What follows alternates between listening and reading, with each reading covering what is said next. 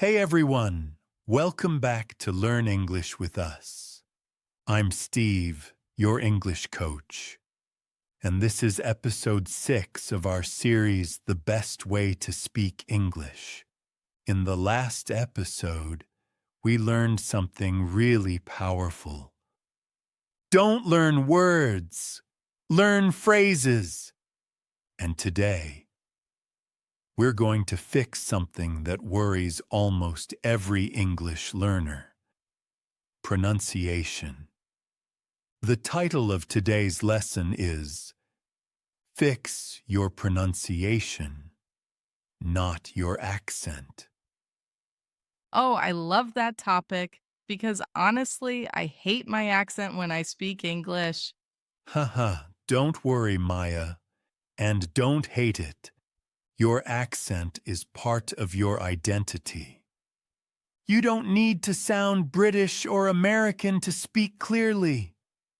You just need to be understood. And that's what good pronunciation is all about. Part 1. Accent versus pronunciation. Let's start with this question. What's the difference between accent and pronunciation? Hmm, aren't they the same thing? No, not at all. Accent is how you sound, your melody, your rhythm, your voice. Pronunciation is how you say each word clearly so others can understand you. You can have a French accent, a Spanish accent, an African accent. It doesn't matter. As long as your pronunciation is clear, people will understand you perfectly. That's such a relief. So I don't need to copy the British accent. Exactly. You can keep your accent. It's beautiful, it's you. But you need to pronounce sounds correctly.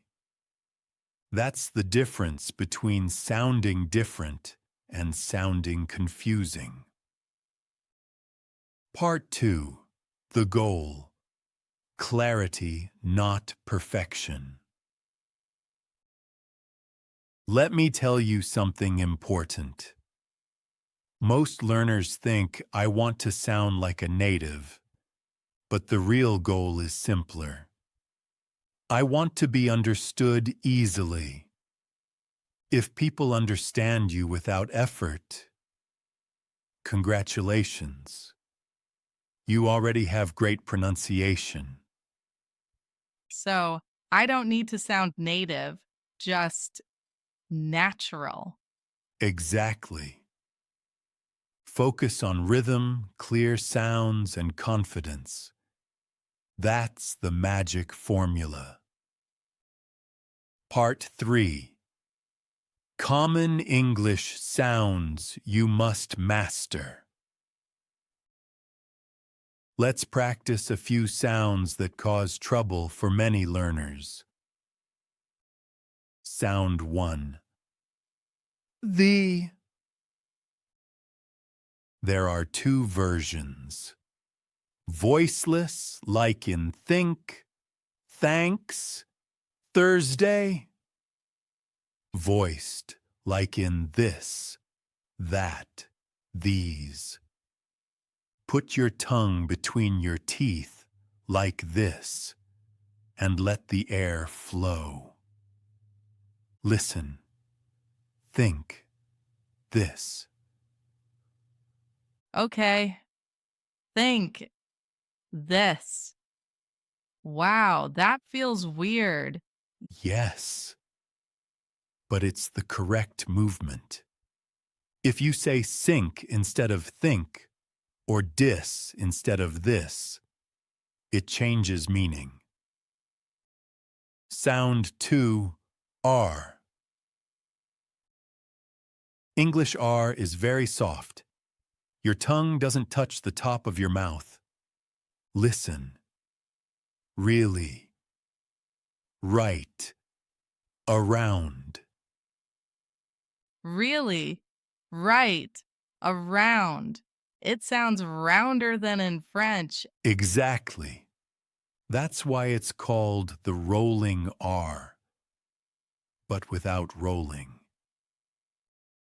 Sound 3, the ED endings. Another common issue, the ed ending in past verbs. Sometimes we pronounce it T, sometimes D, sometimes ID. Listen carefully. Worked T. Played D. Wanted ID. Worked, played, wanted. Oh, I didn't know there were 3 versions.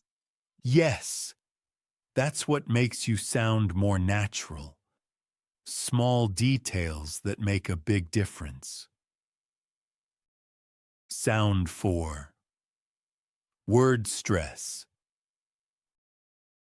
Now, let's talk about word stress. English words have a musical rhythm. We stress one syllable more than others.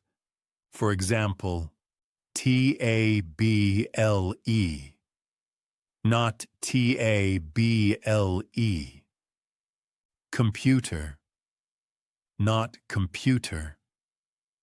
Desert, place versus desert, to abandon. Oh, that's tricky. So the stress can change the meaning. Exactly. If you stress the wrong syllable, you confuse the listener. Shadowing helps with that. Listen, imitate, repeat. Part 4. The music of English. English is not just about sounds. It's also about melody. The voice goes up and down like a wave. Listen to this. Are you serious? Notice how my tone rises at the end. That shows surprise or disbelief. Now compare. Are you serious? Flat. Sounds bored or even angry. So intonation changes emotion. Exactly. That's why native speakers sound expressive. They play with their voice. Try saying this. I can't believe it, with surprise. I can't believe it. Perfect. That's emotion, rhythm, and clarity. Part 5. The 4-step pronunciation practice. Here's my favorite method to improve pronunciation, step by step. Step 1. Listen carefully to native speech, a podcast, a video, or a movie. Step 2. Shadow what you hear. Repeat immediately. Step 3. Record yourself and compare. Step 4. Focus on sounds, not words. So I repeat exactly what I hear, even the rhythm and pauses. Exactly. Because pronunciation is music, not just letters. Part 6. How to train with real English. Here's how you can practice daily. Watch a short video, 10 to 15 seconds. Listen 3 times. Repeat at the same time as the speaker. Record your version. Compare. Notice what's different. If your rhythm and energy match, your pronunciation is improving. And how long should I do this every day? Even 5 minutes a day is enough, but do it every day. It's like tuning a guitar. Small adjustments make big results over time.